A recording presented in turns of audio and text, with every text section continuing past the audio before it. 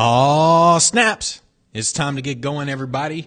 Let's see who's going to hop on real quick, and we're going to get going in terms of just talking about some marketing, getting you guys on stages. We'll answer some questions, and let's follow along here if this thing pop up. So I'm going to see who's jumping on, and we will answer some questions. I actually haven't done a Facebook Live on our page in a long time. We've been doing it inside the private group for a while, and so now we're going to do it on the page. And I'm actually thinking about, well, not thinking about, I'm going to do this daily on this page. So it's going to be for everybody. That way we can just talk about marketing, getting you guys booked on stages, answer any questions you guys have. And we're going to do this every single day, 9 a.m. Pacific time. And we're just going to talk about whatever we need to talk about to get you guys booked on stages. That's what we're going to talk about. So let's get going. Let's see who's going to hop on here. I'll wait a few seconds for people to hop on. And then any questions you guys have, make sure you ask some questions. But I'm just going to answer a few questions from yesterday or 2 days ago. I think it was 2 days ago when I asked what exactly did you guys want to see on these Facebook Lives. So we're going to do that. Let me share this to the private group as well real quick. What up, Dan?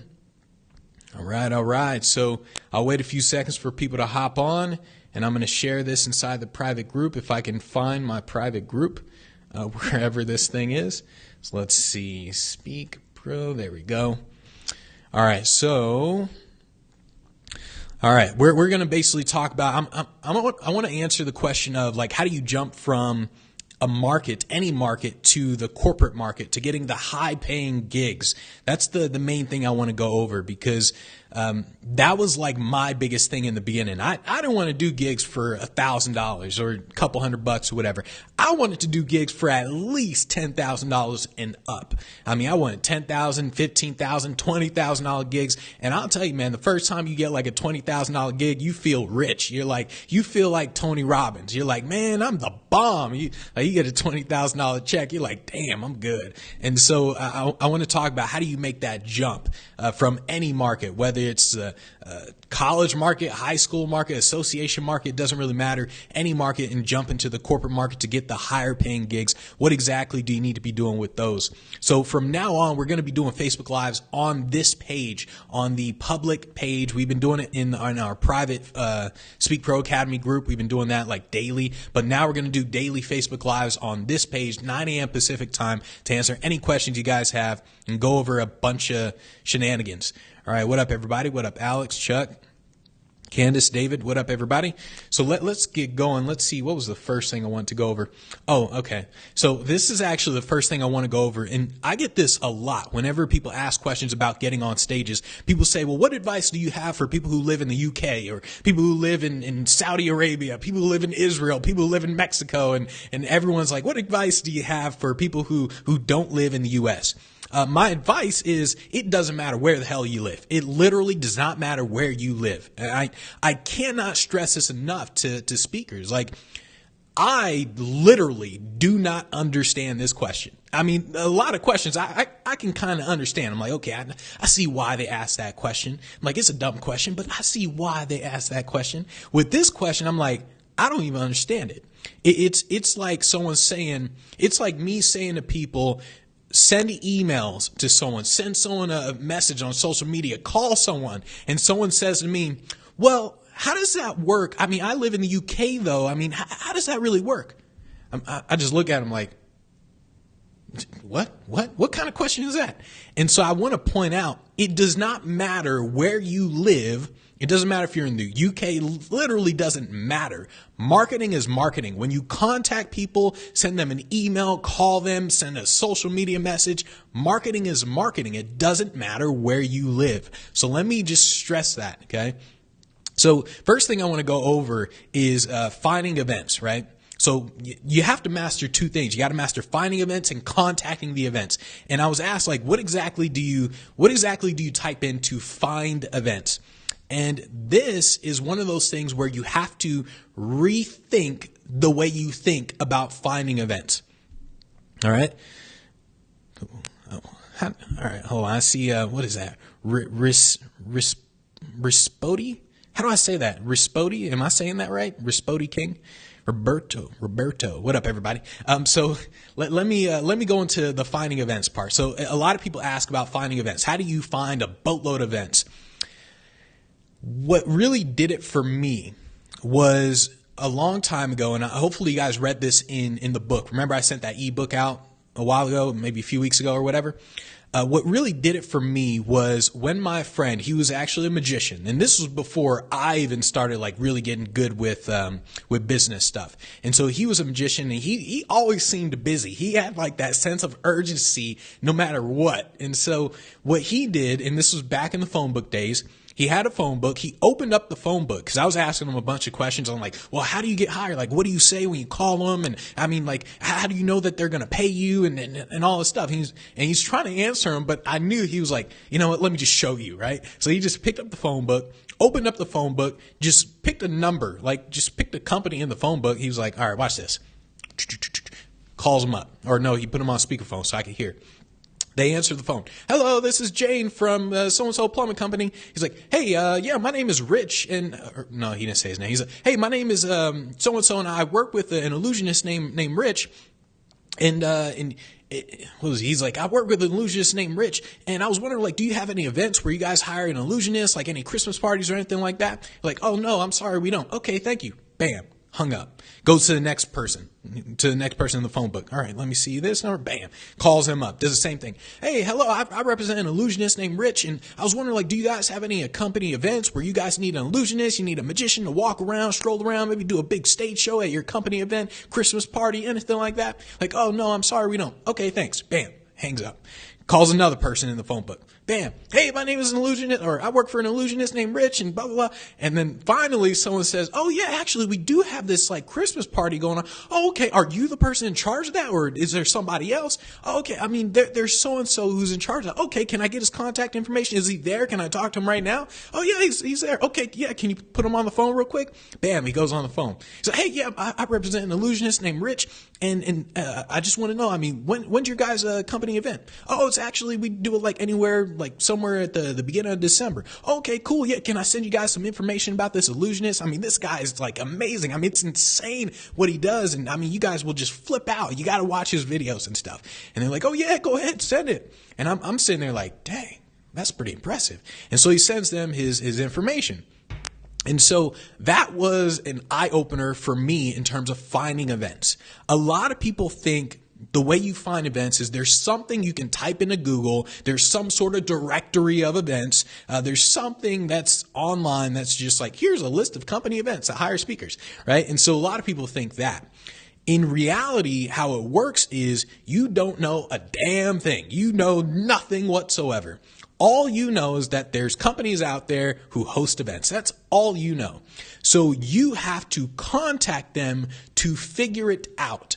That's what he did. He simply just called somebody in the phone book. He's like, all right, let me just call this person. He just called somebody in the phone book, and he started asking questions to figure out, do you guys hire entertainers? And you guys would do it in terms of, do you hire a speaker, right? So whether you're speaker, entertainer, it doesn't matter. You're like, hey, do you hire speakers? So that's how you find the events. So it's not really like you're finding events by searching, typing something into Google. It's more about you're just looking for any company, anything, and you're like, let me just contact them and let me see. And then what's going to naturally happen over time is you'll naturally see like, oh, sales events tend to hire me more often. They respond to me more often. So let me contact these people more. Or associations respond to me more often. Let me contact them more. Colleges respond to me more often. Let me contact them more. So what has to happen inside of your brain is you have to do this huge shift of there's nothing online that says these events hire speakers. There's absolutely nothing online that does that. There's no directory, no nothing. What you have to do is you simply have to think in terms like keywords that make sense for your market, for like what you speak about, keywords that make sense, and you contact them to figure it out. That's what has to happen. And so if you're going to actually go to Google, If you're going to go to Google, and by the way, I use Google. That is my number one way in terms of finding events. So I'll go to Google and I'll type in different keywords. So maybe award banquet, maybe gala, sales events, sales meetings. So I'll type in things like that, or sales organizations. I'll type in things like that into Google. Whatever pops up, I just contact them. I don't know if they host events. I don't know if they pay speakers. I don't know a damn thing. I contact them to figure it out. That's how you do it. There's nothing you're going to type in that's going to say, yeah, they hire speakers. Absolutely nothing. I do want to say, if you do see something that says, like, here's a call for speakers, that is almost a guaranteed way to not get paid as a speaker. Because any event that has a call for speakers is a conference. Like, they're all conferences. And conferences think about hiring speakers in a very different way than a company thinks about hiring speakers. So you gotta think, all right, conferences over here, companies over here. So conferences, what they think of when they hire speakers is everybody there is an expense. A speaker is an expense the same way the water and the food is an expense at this conference. You are an expense to them. Unless you're a celebrity speaker, unless you're Gary Vaynerchuk, Tony Robbins, Grant Cardone, other celebrity speakers, right? If you're a celebrity speaker, you are no longer an expense to them. You're an asset. And that's why they pay them almost $200,000 to come in. Unless you're Tony Robbins, then you get like $1 million to come in. But that, if you're a celebrity speaker, you're an asset only because you bring people to their conference. That's the only reason you're an asset, not because of the speech. Gary Vaynerchuk doesn't get 170, 180 grand for a presentation because of his speech. He is a great speaker, but he doesn't get it because of his speech. He gets it because he brings people into that conference. They get to say, hey guys, we have a sales conference. We have a conference on knitting. We have a conference on whatever. And Gary Vaynerchuk's coming in. Now all the people who are getting this email, they're like, oh, snaps, I got to buy a ticket. Like, that's what happens. They're like, oh, snaps, Gary Vaynerchuk's, I got to buy a ticket. I got to see this, right? So that's what he provides, not his speech, right? So you have to understand the difference between the conference and the companies. So the conference, every single speaker here is an expense. You're an expense. I'm an expense. The only one who's not an expense are the celebrity speakers. With companies, on the other hand, almost every speaker is an investment. So you're not an expense whatsoever. You come in and you add to the culture of that event, right? So you come in, it's very similar to Google, to like why Google provides like massages and free food and all that stuff to their employees. They don't see all that as an expense. They see it as an investment in the company culture. And so that's why, like, you really have to understand the difference between the two. So when you see a call for speakers, RFPs, proposals, all that, those are conferences. Those are the people who aren't going to pay you. They're going to ask you, not only will they not pay you, they'll ask you to pay for your own flight, hotel, and all that. They may even ask you to pay for the conference too. So that's what happens with the conferences. With the companies, on the other hand, it's the exact opposite. They pay you, they pay a flight, hotel, and all that sort of stuff. So you have to understand the difference. And so that's why like the speakers inside of Speak Pro Academy, I tell you guys, set up your CRM to have the lead score, where conferences and seminars need to have a negative lead score. So inside the CRM, if you guys don't know what a lead score is basically the qualities of a lead that tells you how much time you need to spend on that lead. So it's like, if I know that conferences don't hire speakers, I don't want to spend a lot of time talking to them. On the other hand, if I know that these companies hire speakers, I want to spend more time talking to them. So if I go in, and remember, like, I do a Google search for, let's say, sales meetings, and I see, actually, let's just see what pops up when I do a search for sales meetings. So let's see here. All right, let's do a search for sales meeting. Let's see what pops up. So like if I go here, right? All right, perfect. Sales Hacker, right? So Sales Hacker is a pretty good website. So if I go to Sales Hacker, they have this conference, right? So if I go here to Sales Hacker, let's wait for this thing to load. Wow, this thing's taking forever to load. Anyways, while we wait 30 minutes for that thing to load. So if I go to a conference, right, to a website, and it's a conference, right, and I see that they have the request for proposals and all that stuff with the speakers, then I'm not going to spend a lot of time on these guys just because I see there's multiple speakers at this event. I see that they ask for a request for proposal. It doesn't mean I won't contact them. Because once again, I don't really know if they're going to pay me or not. Like, I don't know 100%. I know like 90% in terms of conferences that they won't pay, but I don't know 100%. So I'm willing to send out an email at first. I'll send out 1 or 2 emails. On the other hand, with companies, I'll send out damn near 7 emails, or probably won't even stop, right? I'll just keep sending out the emails. Like, for example, there's this big company, like a Fortune 100 company. I can't even tell you how often I contacted this guy. The whole contact phase went on for like a year. Like, out of all the emails I sent him, I think he only responded to maybe 5. And that was like throughout the year in terms of everything. Then I finally got hired, and not only was that one gig a $20,000 gig, they hired me for, it was like 4 or 5 other events as well. And so it's like, you just need the lead score to tell you, dang, this page still hasn't loaded, by the way. You just need a lead score to tell you how much time to spend on an event. So when you do a Google search for anything, you just say, you check mark it. You're like, okay, this is a conference. Okay, this is a company. Okay, this is so-and-so. You check mark it inside of your lead score, right?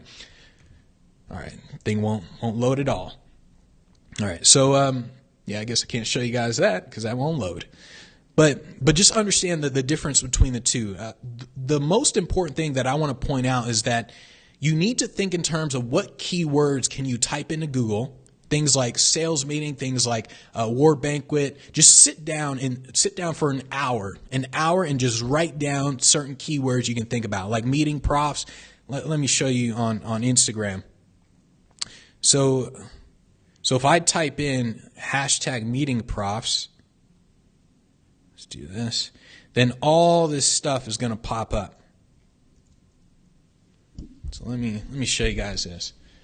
So you see all that pops up, all these events, and I can scroll through, just find tons of events. I can click on one of them, see one of them pops up right there. So that is an official lead. I just found an event for you guys. So screenshot that thing. I just found an event for you guys. All right. So I don't know anything about this event. I don't know if they pay speakers, whatever. I have no idea, right? What I do is I simply do a keyword search. And with this keyword search, let's say meeting profs, there's event profs, there's award banquet sales meetings, there's a ton of different ones that you can do. But what I do is I take that keyword, meeting profs, and I put that into a document, all right? I go into Google Docs, put it into a document. Eventually, you're going to have this huge document. And for those of you in the Speak Pro Academy, let's see. So it's like, I'll show you guys the document, right? Let's wait for this thing to load. So what you're doing is, where is it? To do email templates, finding events, checklist. All right, here. So hashtags and keywords. You see this right here, this document. Notice all these keywords, and it continues. But you'll notice all these keywords here. What you're doing is you're essentially creating your own document. You go into Google Docs, create your own document, and you do this over time. So in the beginning, let's say you only think about 5 keywords. You think, okay, award banquet, you think gala, you think meeting profs, event profs, sales meetings. So you have those 5 keywords.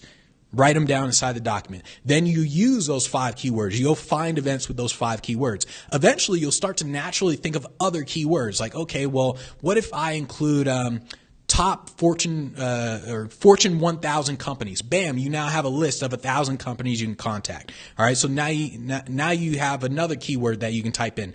Top XYZ companies or whatever. Top sales companies, top sales organizations, top associations or whatever. So now you have all these keywords that you can type into Google.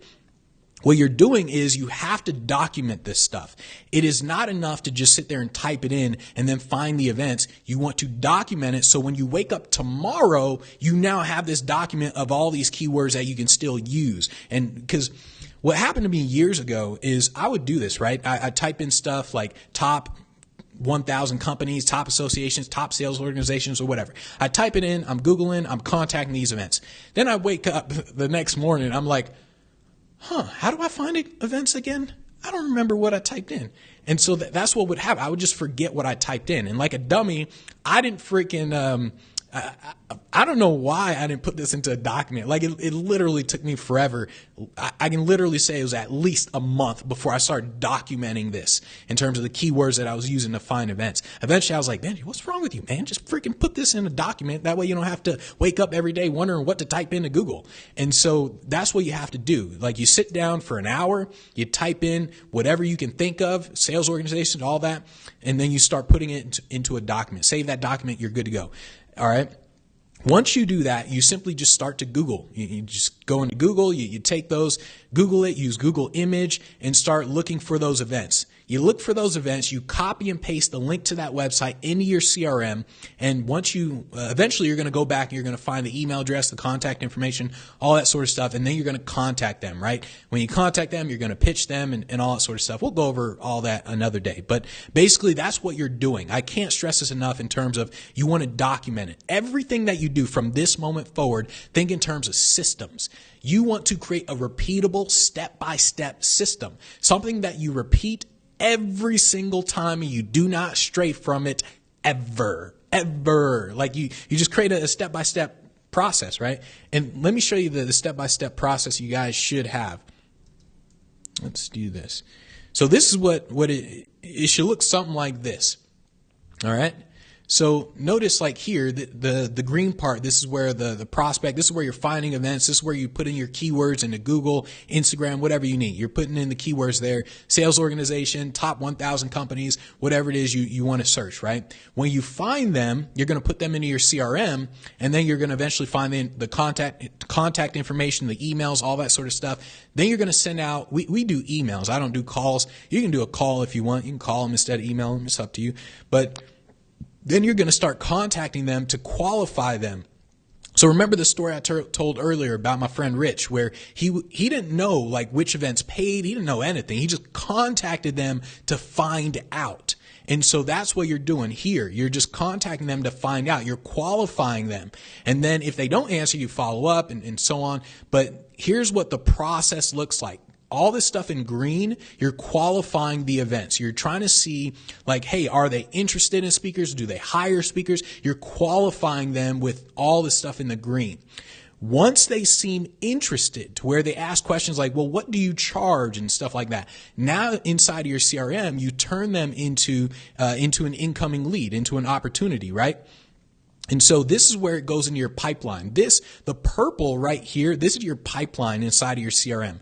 So every CRM has a pipeline, and that's literally what a CRM's for, right? So every CRM has a pipeline. It's stages that you take to go from beginning to end, from you don't have any money, they don't know who you are, to you now have the money inside of your bank account. So it's the stages you go through. Just like for those of you who do online marketing where they talk about funnels, like marketing funnels. A funnel is another word for a pipeline. Whoever made up the word funnel, they literally took it from pipeline, right? It's the same thing. They just change it to a different word. So all you're doing is you're following a process, and your pipeline should look something like this, to where they're incoming. They say like, well, what do you charge? So bam, you turn them into incoming. Your next step is to always ask questions about the event. So they say, what do you charge? You're like, well, I need to know a couple questions about the event first. How many people are going to be there? Like, how long do you want me to present for? Blah, blah, blah. So you ask questions about the event. Once you ask questions, they're going to respond. And if they don't respond, you follow up, and so on and so. Once you ask questions, your next step is to quote the fee. So it's like, hey, I charge $1 million. After you quote the fee, your next step is to send them the contract. After you send the contract, the next step is to get the money, and then bam, it's a closed deal. The money's in the bank account, right? So you follow this process every single time. You do not stray from it. When someone says, what do you charge, right? So let's say someone says, what do you charge? You're here in the incoming lead part. You turn them into the opportunity. You know I'm going to ask questions, right? So you ask questions. If, let's say, they don't answer your questions for some reason, it's like, well, I need to know like how many people are going to be there and all that stuff. Let's say they don't answer your questions. You cannot go to the next stage. You simply can't. It's in the way I describe this with the Speak Pro Academy members is imagine you're a patient and you go to a doctor, all right? And you go to a doctor and you're like, doc, my tummy hurts, my stomach, oh my goodness, my stomach hurts, I'm dying, man. The doctor, he's not going to just say, no, you're like, I'm dying, tell me what's wrong with me. The doctor's not going to be like, well, I think you have an ulcer. Like, he's not just going to say it like instantly. He simply can't. He just can't. He may have an idea. Like, he's like, okay, it could be this. He may have ideas, but he won't say any of those ideas whatsoever. What he's going to do is he'll start doing tests and ask you some questions like, oh, well, how long has it been hurting? Like on a scale of 1 to 10. I mean, like how bad does it hurt? And, like when you pee, does it sting? And so like he'll ask you a ton of different questions, right? And so that's what you're doing with events as well. Don't ask the question of, hey, when you pee, does it sting? Don't ask that question to events. But still, that's what you're doing when you actually talk with the events. You're always going through these stages of the same process every time, the same pipeline every time. It's the questions, quote, contract, closed, right? And the doctor does the same thing. It's like, oh, my stomach hurts, doc, help me. And so let's say a patient goes to a doctor, like, doctor, my stomach hurts, help me, please just tell me what's wrong with me. And the doctor's like, well, okay, so how long has it been hurting? Like on a scale of 1 to 10. And let's say the patient goes, doc, I ain't got time for your stupid questions. Just tell me what's wrong with me. Just tell me what's wrong with me. And so the doctor's going to be like, that's what I'm trying to do. He's like, we got to ask you some questions and do some tests first. No, I don't want to do no tests. Just tell me what's wrong with me. The doctor's going to look at you like you're stupid. The doctor's going to be like, I can't tell you what's wrong with you until you answer these questions, until we take these tests. And so if a patient literally said, dude, I'm not going to take your test, I'm not going to answer your questions, the doctor's going to say, take care, have a nice day, hope you don't die. That's what's going to happen. The doctor won't be able to help you. And so the same goes with events, to where you follow the steps every single time. It's a pipeline every single time. You just don't stray from it, right? And so that's what you have to do. You have to build out these systems every single time. So when you're finding events, you have these keywords that you use, you put them into a document, and you're like, okay, these are the keywords I'm going to use. Whenever I think of a new keyword, I'll put it into the document. Bam, before you know it, you got a huge list of keywords. And then all of a sudden you're like, all right, I'm going to find events with these keywords. I'm going to do this one first, this one second, whatever. You find all these events and you follow the process over and over and over again. You contact them the same way. You follow the process over and over and over again. In the beginning, like if you guys don't have like Event Finder or Speak Pro Academy, in the beginning, you're figuring it out yourself. Like you have no idea what to say to them. You have no idea what to search. You have no idea like how to follow up. None of that stuff. You don't know. In the beginning, you'll be figuring it out. You'll just be like, well, I don't really know what to say or how to follow up, like what to say in the follow-up, how to sound in demand. You don't really know any of that stuff. So in the beginning, you'll be figuring it out. And that's what happened to me in the beginning. In the beginning, I had no process whatsoever. I just called people, contact people. I just said whatever popped into my head. 99% of it was bad. Like most of it was bad. If I were to go back and look at it, I'd be like, dang, Benji, you were stupid back then, right? But 99% of it was pretty bad. But because I contacted so many people, it was inevitable that someone was going to say yes. What's happening is that over time, you're figuring out, okay, well, I noticed that when I put in the name of their event inside the subject line, they open the emails more often. Right? And eventually you start figuring your stuff out like that. You're like, okay, so I'm going to start using the name of their event. And you start testing different things. Like, well, what if instead of the name of their event, what if I put in, what if I don't know the name of their event? Well, how about I put in the name of their company? So McDonald's annual Christmas party. So what if I do that? Like, okay, that worked too. Oh, what if I just typed in the word hey in the subject line? Oh no, that one sucked. Nobody opened that. So that's what you're doing over time. You're figuring it out over time.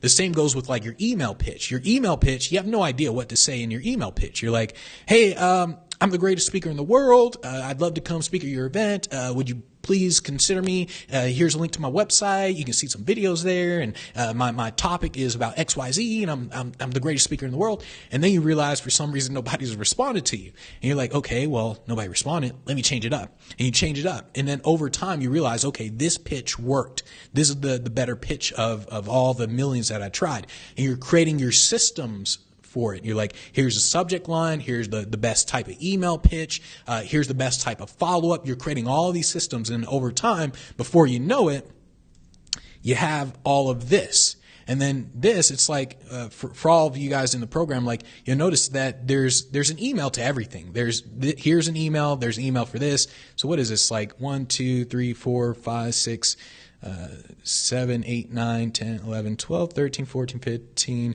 16, 17, 18, 19, 20, 21. So there's at least 21 emails in there that's all set up. There's more than 21, but there's at least 21 inside of there. Eventually, you have all these templates that you use. So that way, over time, you know how to respond to everything. When people say we don't pay speakers, you're like, you know how to respond to it. When people say, oh, fill out this RFP, fill out this form, you know how to respond to it. When people say, stop talking to me, you know how to respond to it, right? So you know how to respond to everything because you just built it out over time. And so that's what happens. I can't stress this enough. Don't focus so much on the small tactics, like what exactly do I type in to find an event? Focus on the overall system. Like, how do I actually build a system around finding events?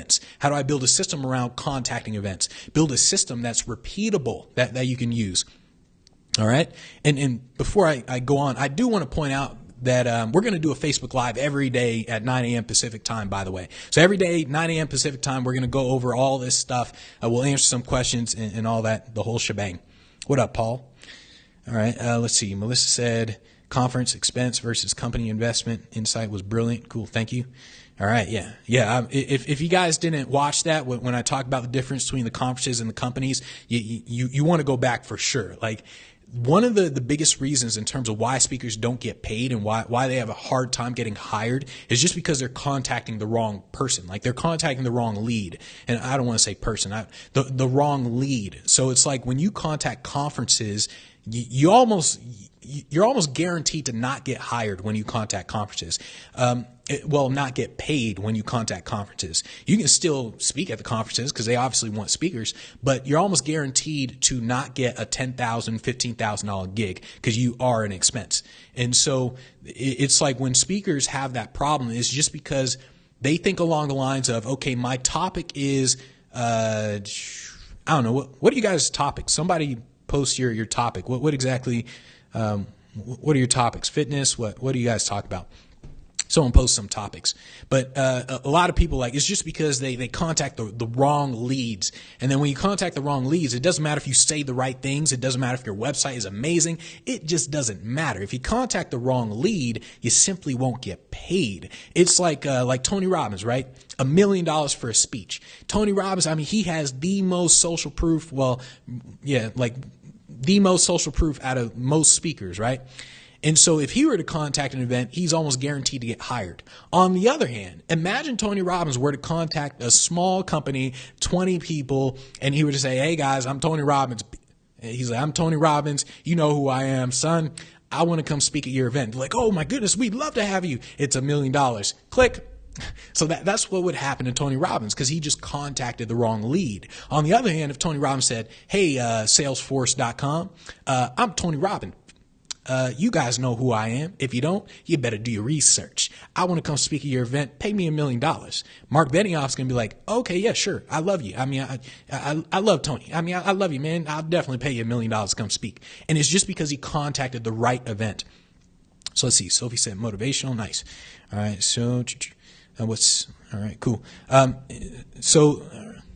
right. So let's say, your topic, let's say, where was I going with the topic thing? I started talking about other stuff, but let's say your topic is like a fitness topic, health and wellness, or employee embezzlement. All right, so let's say your topic is an employee embezzlement. Actually, that's interesting. So employee embezzlement, right? I'm trying to remember what the heck I was actually going to say about this topic thing. Now I can't even remember what I was going to say about the topic thing. But let's say your topic is employee embezzlement, and you do a search for this. You're like, events that need a speaker on employee embezzlement or something, right? And you start contacting those companies. Well, man, forget it. I don't even know what the heck I was going to say about that thing. So I do want to point out, so like Sophie did say motivational is her topic, and Candace said, like, what is your actual topic? I do want to say that motivational is a topic, okay? The reason why a lot of speakers don't get hired is because they're not motivational speakers.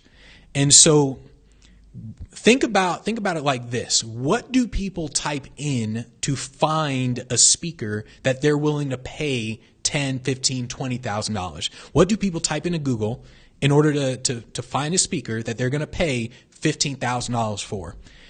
They don't type in things like they don't type in like very detailed things. So like let's say like employee embezzlement. It would be hard to get hired for a $15,000 gig with employee embezzlement, because that's not what people type in. They don't type in speakers who talk about employee embezzlement. It's a very small market, right? And so if I were to, let's see what speakers pop up here. Let's see, employee embezzlement speakers. Okay, actually, let me go back. I'm going to show you guys another thing real quick. So notice how Google, it finishes this for me. It's like I'm about to type in employee embezzlement. So it says employee embezzlement cases, articles, definition, what to do, right? So notice it doesn't say speakers yet. So I say employee embezzlement. I'm going to finish the rest of it. So notice, like, once again, it doesn't say speakers here at all, right? So people aren't really typing this into Google. But let me finish this anyways. Actually, let's see what pops up there. So see, I still have an S there. There's no speakers there. There's a P, and it definitely doesn't pop. Even when I put in employee embezzlement SP, speakers still do not pop up. And so even like look at all that, how I'm finishing it, and still it doesn't pop up. So that's a sign that you're in the wrong market, or it's a sign that you're describing yourself the wrong way. Okay. And so like here, and this is like the thing on the right here. This is just some plugin thing that I have on Google Chrome that tells me all this stuff. But like, notice how I typed in employee embezzlement speakers. Notice here on the right, there's like nothing in terms of employee embezzlement speakers. Like really nothing. In terms of this is showing me like other keywords and stuff, and the volume and all that stuff. There's nothing here where it says employee embezzlement speakers. So this is a sign that, hey, you're in the wrong market. All right. And so here I typed in employee embezzlement speakers. Look at this, fraud prevention expert. So here's John. And then I'll Google him. Like I'll Google this guy maybe to see in terms of like, what does his website look like? And I'll look to see like how much does he charge? Is he on a Speaker Bureau's website? I'll see what does he charge there. All right, so let's see what else popped up. Preventing and detecting. Yeah, like notice nothing popped up in terms of really employee embezzlement speakers. And so this is a sign that you're in the wrong market, that you won't get paid $15,000 for a speech. And this is what happens with pretty much all markets that a lot of speakers are in. On the other hand, let me show you this. Motivational. So like, notice how I typed in motivational, then I put an S right there. Bam, speakers instantly popped up right there. So it's like, all right, let's see what pops up here. Bam, look at all these speakers. So this is a sign that this is a great freaking market. Notice all these speakers that pop up. For some reason, my picture isn't number one there. We got to do something about that. So it's like, notice all these speakers pop up. Notice here's the best motivational speakers. We got the speaker bureaus, all that stuff. So that's a sign that you're in a good market. Okay, it's a sign that you have a good topic. When it comes to your topics, you simply want to think about, what do people type into Google to find me? And then you're thinking in terms of the competition, like how many other speakers are there on this topic? If there aren't a lot of speakers on that topic, that's a bad sign for you. All right. So let's see. Human services professional. Let's see, topic self-care. Just because I'm a long-term reformed gambler. Cool. All right. So I just want to point that out in terms of, you just want to think in terms of not what do you want to talk about, but what do people search for when they're trying to hire you. If you want to get high paying gigs, if you want to switch to corporate, get the 10, 15, 20, $25,000 gigs, you have to always think, what speakers do they pay for? That's what you have to think. Not what do I want to talk about, but what do they pay for? What do they search for? They always search for motivational speakers. Motivational speakers, inspirational speakers. Anyone who tells you otherwise is an idiot. 100% an idiot. They do not know what they're talking about. I'm telling you that right now. They do not know what they talk about. If they say, define your market to where it's so specific and all, they do not know what they're talking about. They're confusing how to get a $15,000 gig with how to build a brand. There's a huge difference. Huge difference. And so if you're going to try to get the $15,000 gig, you have to think who pays $15,000 for a speaker and what speaker are they paying for. On the other hand, if you're like let's say, all right, so Paul is employee embezzlement. It's not that he can't make money talking about employee embezzlement. He just can't get a $15,000 gig talking about employee embezzlement until he's like very well known in the industry or whatever. But if he wants to make money off of it, you're building more of a brand. You're like building your email list. You're creating content about, what was the content on employee embezzlement? Like, I don't know, how to stop employee embezzlement and all that stuff, right? It's more like you're building the brand around it and you're creating a course and all that sort of stuff around that. But you won't get paid $15,000 to actually speak about that topic. And so you have to really understand the difference. So that's the first thing you got to do. If you want to start getting the high paying gigs, you got to make sure you're in a market that can afford $15,000 and then you have to ask yourself, well, what exactly do they pay for? And it's pretty much always motivational speakers. If you're a motivational speaker, a leadership speaker, and a sales speaker, you can get $15,000 gigs. If you're pretty much any other speaker, it's going to be really hard for you to get $15,000, $20,000 gigs. So let me show you another thing, another simple thing. So like let's go here to this speaker bureau here, the Big Speak Speaker Bureau. So what you're doing on these speaker bureaus is you're looking here under the topics. Notice when I go over topics, first thing that they have, it's like motivational speakers. So it's like you're going to look over here for the topics that they have, and you're going to see like, all right, am I in one of these topics? All right. That's kind of what you're looking at. You want to look at the ones that they promote. If you go to any speaker bureau's website, you'll notice that the number one thing they promote, well, the number one thing is always celebrity speakers. After celebrity speakers, they promote motivational speakers, okay? And it's because motivational speakers always get hired. Like everyone wants the motivational speakers. And then sales speakers are usually like next. Sales and leadership speakers. Oh, and innovation is actually good, but innovation ties with leadership as well. But if you can't really find your stuff on a speaker bureau's website, then you need to start describing yourself differently. And this is what we did with Will. Will's in the Speak Pro Academy, and Will, I can't remember how he described himself before he joined, but he described himself in a certain way, like what most speakers do. They say, I talk about XYZ, here's my expertise or whatever. And I told Will, like, no, you're a motivational speaker. That's it. Like, just say I'm a motivational speaker. And when he made that change, people responded to him because that's what people are looking for. So that's the first thing you have to do if you want to get paid big bucks in terms of speaking. Like a really good example is actually Eric Thomas. I don't know if you guys know who Eric Thomas is. I'm assuming most of you guys know who Eric Thomas is. But Eric Thomas, I mean, he's a motivational speaker, pretty big time motivational speaker, right? So notice like Eric Thomas, American motivational speaker. Notice he doesn't say Eric Thomas, speaker on political change or whatever, right? So he doesn't say that. He just says motivational speaker. That's why he gets hired so much, because he's in a big industry that can afford him. So it's like that's the thing. For some reason, a lot of people don't want to be called motivational speakers. I have no idea why, but a lot of speakers don't want to be billed as a motivational speaker for some reason. So let's see. So let's see. You said you mentioned earlier that we can apply this to the high school market. I'm still not seeing it. Who might pay a high school?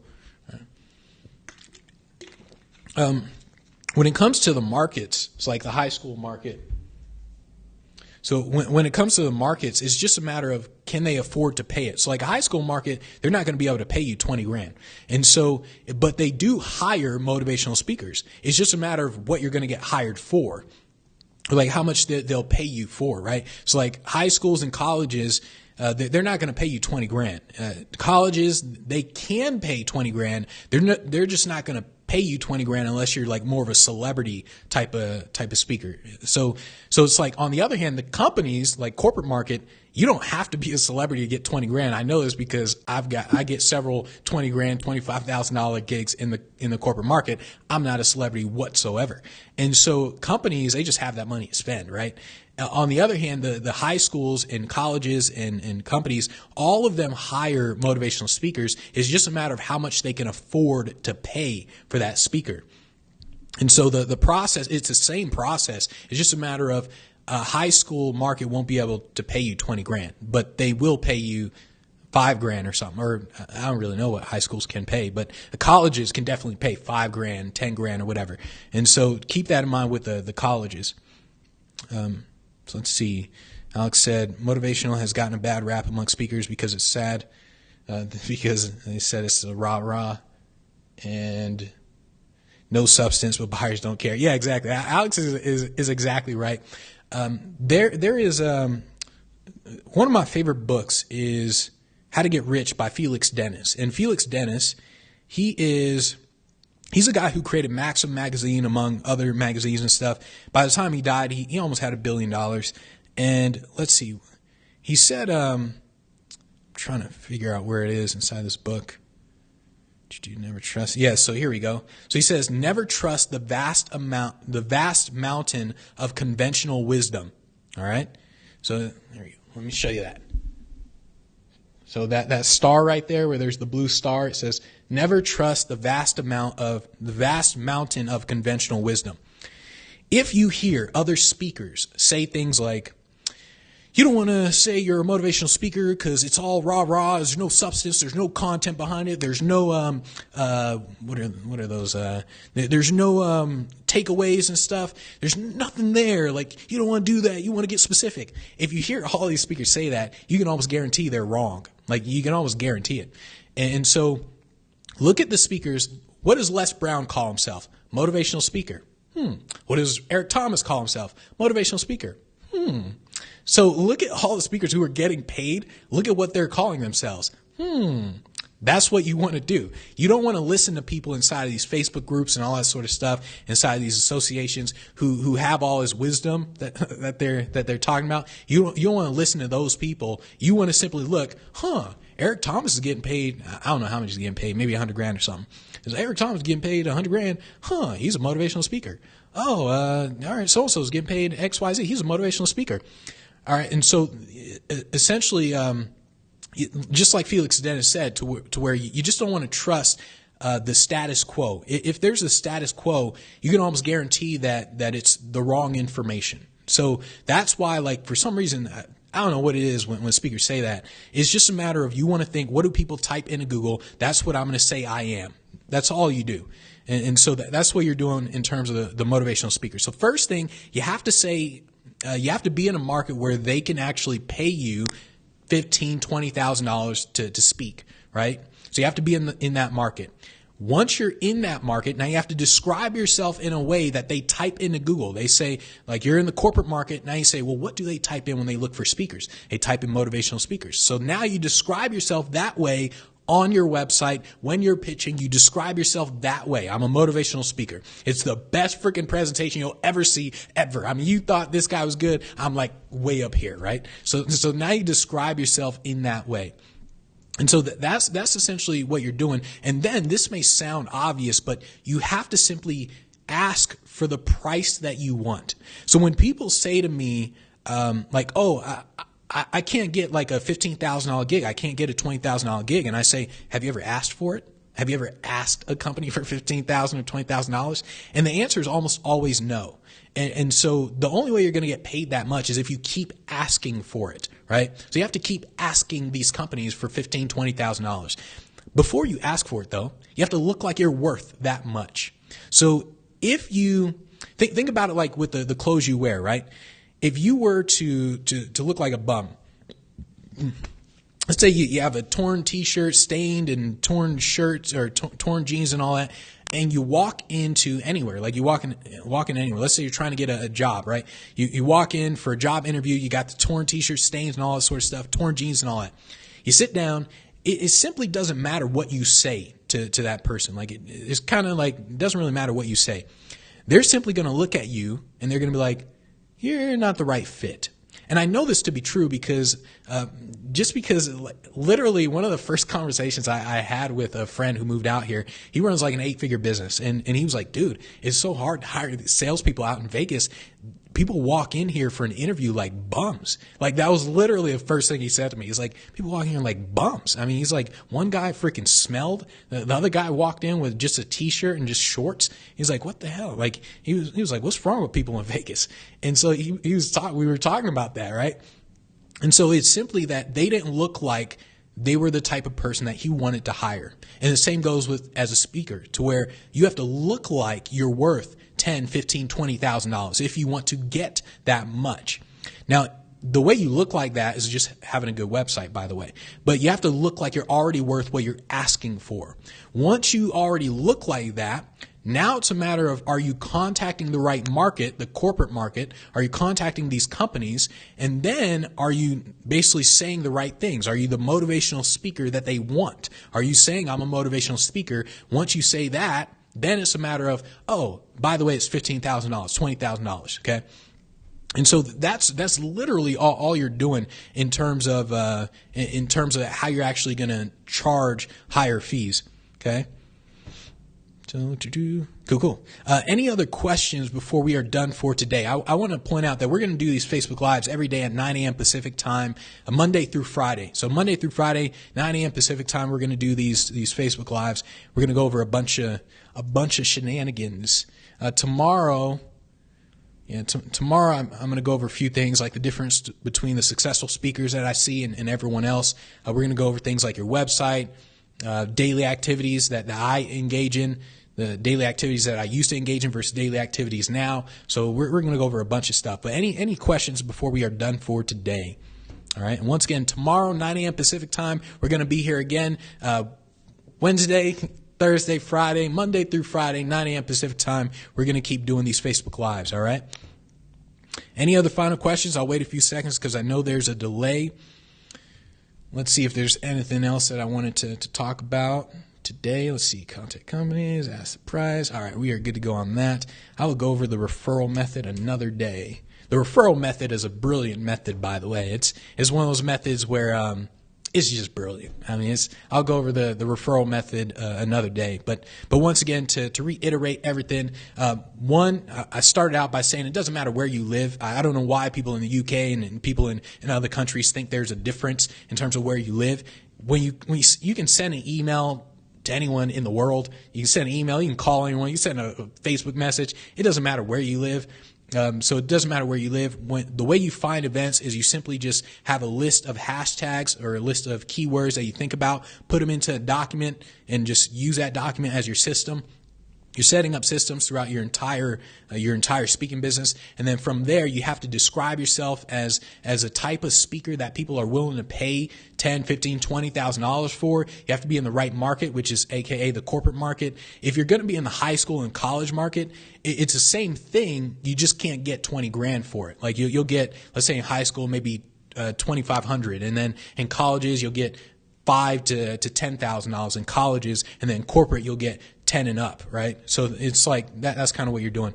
So you say, can you talk about mailing lists? I'm trying to think how much time we got. I'll do it real quick. So mailing lists, when it comes to finding events, it kind of depends on what it is you're buying, really. So like, let's say you buy a list of the top Fortune 1000 companies, and on this list it has the contact information to the CEO and all these people. That'd be a pretty impressive list. But let's say you buy this list. There's nothing wrong with buying the list, but you want to learn how to build your own list, because most of the lists that you buy are going to be useless. So it's like you want to learn how to build your own list.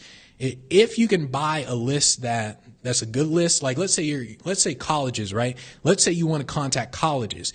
You can either Google college directory, you can do that, and you see all these colleges. You can go to the college's websites, and you can go find the contact information, all that. Or you can simply say like college directory list or something like that. And let's say someone built out this huge list of all the colleges in your country, They have all the contact information.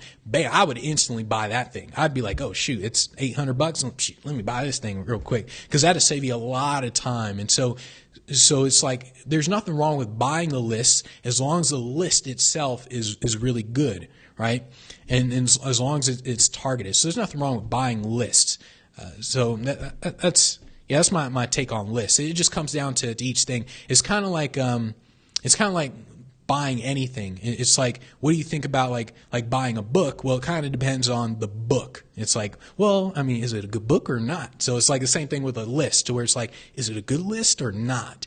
So that's kind of how you're thinking. Like, let's say a list of meeting planners. Like, you can buy a list of meeting planners and you can work that list, but you still want to learn how to find events on your own, because you don't want to be the guy, the speaker, who simply doesn't know how to build his own business. And so you just want to make sure that you master that skill. Master the skill of finding events and contacting events. Ultimately, the only thing that's going to make you the money, the only thing that's going to get you hired, is actually talking to people, like actually contacting them. So finding the events, that is a waste of time, but you have to do it. It's one of those things you have to do. Like, you can't contact somebody without finding them first. So you have to do it. But if there was a magic button you could push where it's like, boom, all these people that you can contact, you're like, all right, cool. You just saved yourself a lot of time. So lists are really good if you can just find a good list. All right. Cool. So we will talk tomorrow, 9 a.m. Pacific time as well. So any other questions, or if you guys want to rewatch this, you can rewatch this. But 9 a.m. Pacific time tomorrow, Monday through Friday, we're going to be doing this. So I will see you guys tomorrow, 9 a.m. Pacific time. Take care, everybody.